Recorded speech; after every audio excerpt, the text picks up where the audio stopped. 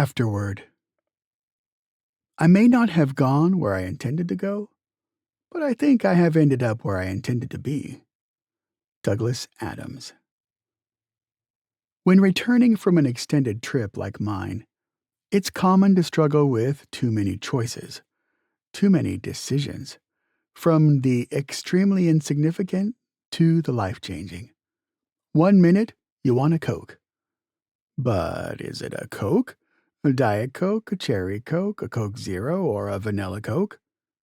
Do you choose Crest, Colgate, Ultra Whitening, Breath Freshening, or Natural toothpaste? 30 minutes later, the decision seems existential. What is my purpose in life? Even the U.S. news seemed trite and insignificant, with celebrity gossip rising to the level of breaking news, while government coups, civil unrest, and drug cartels dominate the conversation elsewhere.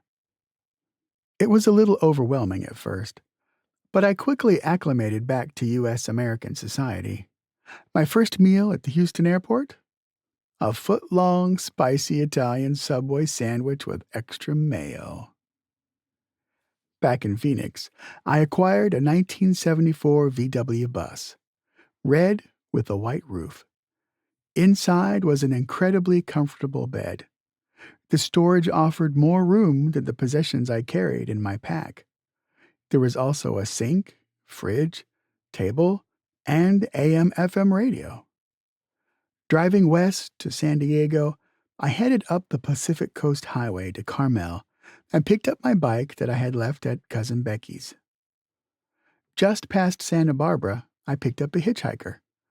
A little karmic return of the ride received from Jen and David. He was about my age, and he had a really nice backpack, so I figured, what the heck? It wasn't long before he shared with me that he was headed to Alaska to work on a fishing boat. It wasn't long after that I realized he was a total dick and had some major anger issues. Every question I asked, he responded with violent yelling. "So, do you have any tattoos?" I asked. "No, man, no distinguishing marks for the cops." And so I didn't ask any more questions and couldn't wait to drop him off in Carmel. It was springtime. I retraced some of the route that I had biked to California, sort of amazed at some of the long, desolate stretches of road and steep ascents. Occasionally I stopped, got out of the bus, and stood alongside the road, looking at that impossible-to-catch vanishing point, and asked myself, did I really ride this on my bicycle?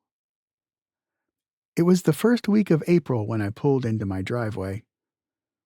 I had my future wife waiting for me in London, so I immediately went to work getting the house ready to sell. Chop, chop.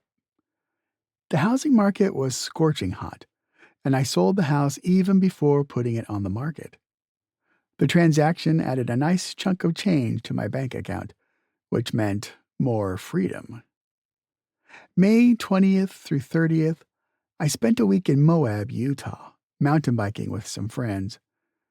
June 7th, I stored my VW bus along with a few plastic bins of items I didn't want to separate with, and bought a plane ticket to Glasgow by way of Reykjavik.